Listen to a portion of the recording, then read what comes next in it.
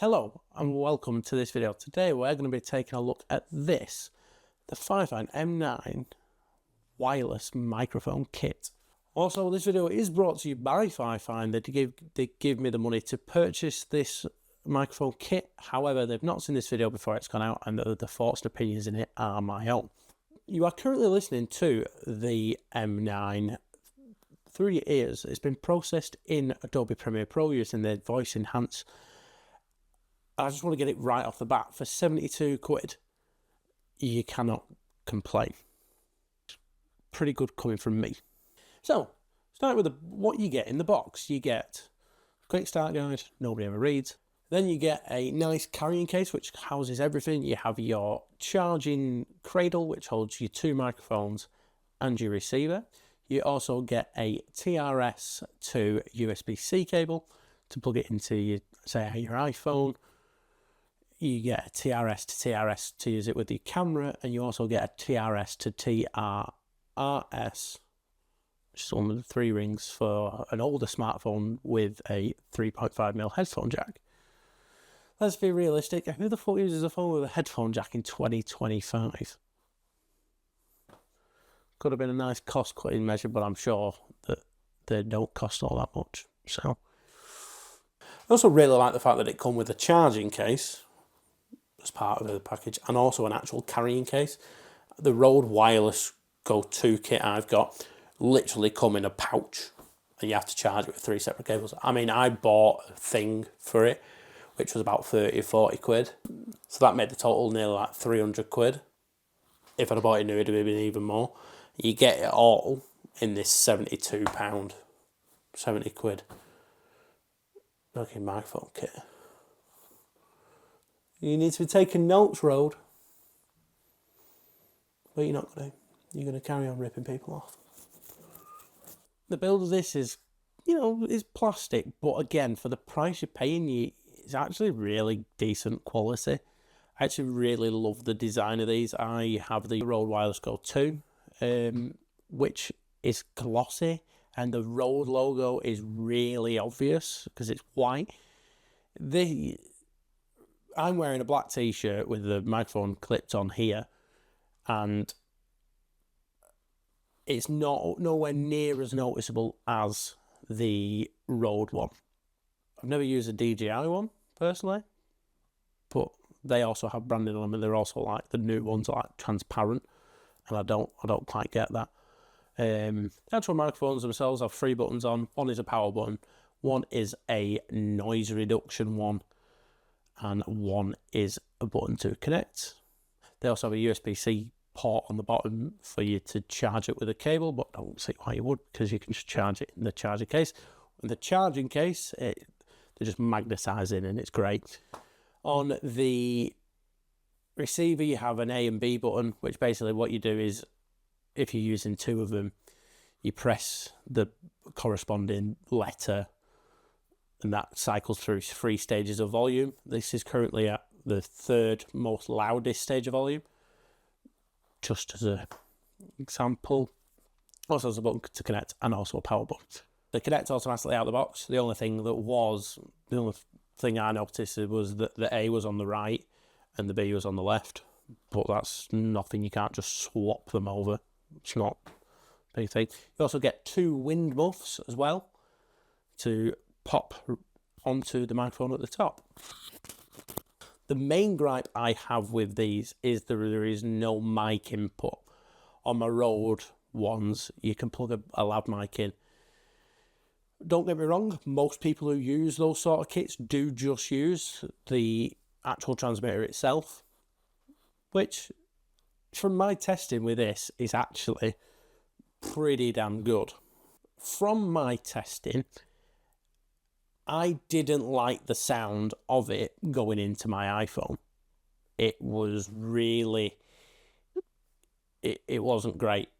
If you were to, say, record it directly into your phone and then just put it, say, straight onto YouTube or TikTok or Instagram or whatever. Okay, so this is a test with a 15 Pro Max. That's how I'm going to test if it works, because when I tap it normally, you can hear that through the phone microphone. So if I scratch it, you'll know. Yeah. I don't know whether that's through the iPhone that's done that, or whether it's, you know, it'll be some sort of software limitation, because you know what Apple are like. But yeah, because you can't plug your own lab mic into it, you're limited to the microphone on these. But I already recorded this video and I put it into Adobe Premiere Pro, and I put the voice enhance thing on and I changed some dynamics, and it sounded pretty good. When I first tried it, I'm like, these don't sound that great, and I wasn't actually going to make this video, but yeah. So I'm going to do a distance. So now I'm going to do a distance test. I'm going to leave the camera running in here with the transmitter on top. I'm going to go upstairs into my bedroom, and then I'm going to go into the bathroom, turn on the noise reduction filter, which you should never use because it sounds awful. I'm going to run the tap and see how that sounds. So let's give it a shot anyway. I should probably take my phone. I feel like that's going to run a bit of tap. So turn ProRes root. Okay, so I'm going to take you with me. As you can see, this is me leaving the camera. Squeeze through.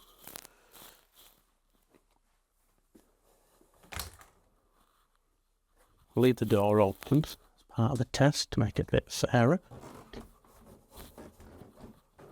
Got to make some noise so I can tell if it is actually dropped out. So now I'm in my bedroom, which is probably the most distance I'd ever go.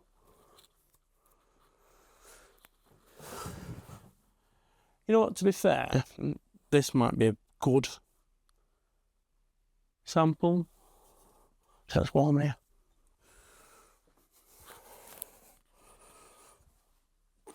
Also, let's test. Let's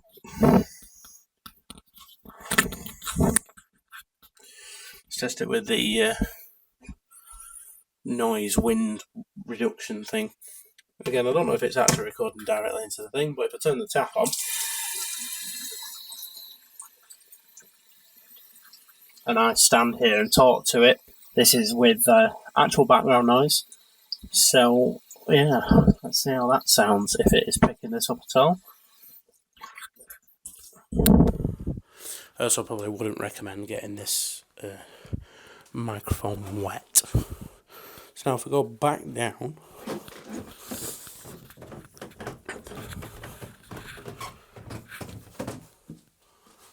so depending on how much of that you actually saw, depends how good that range is. But again, it's not really a use case I would use it for, so back over to the camera. Okay, so if it did disconnect, you'll know before I do, because I've done that test live. Now I'm out of breath. Yeah, so actually, surprisingly, to say it needs to be line of sight, that sort of distance is probably the most I'm ever going to use. Now, for 70 quid, they're pretty good. It's missing two things. One of them I've already touched on, which is the port to plug in your own microphone, and the second one is internal recording, but a lot of the lower end ones don't offer that, and for 72 quid you can't expect it to. I mean, it'd be nice if it did, but again, that would make the price more, and I think it'd probably be worth it, maybe.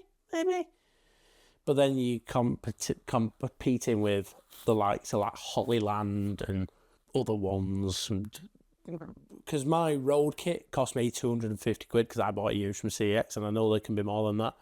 So I actually think for somebody who's just starting out and wants a wireless thing to maybe do TikToks or Instagrams or whatever, but if you're recording it directly into a camera, or you will have the time to sit down and edit it in some software like Adobe Audition, Premiere Pro, Final Cut and DaVinci have their own audio editing things too.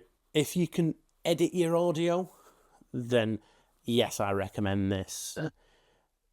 If you're doing it directly into a camera, yes, I recommend this. If you're doing it directly into a phone, maybe not. But for the price you're paying, pretty good value. Just remember to process your audio. But if you do enjoy filmmaking content or content about making videos, be sure to subscribe to Start to Finish TV, and also let me know down in the comments what you want to see, because I enjoy making these sorts of weird little videos. Let me know what you think of the quality of this audio down in the comments. If you want to see more videos from me, be sure to subscribe. So yeah, I'm Ben, and I'll see you in the next video.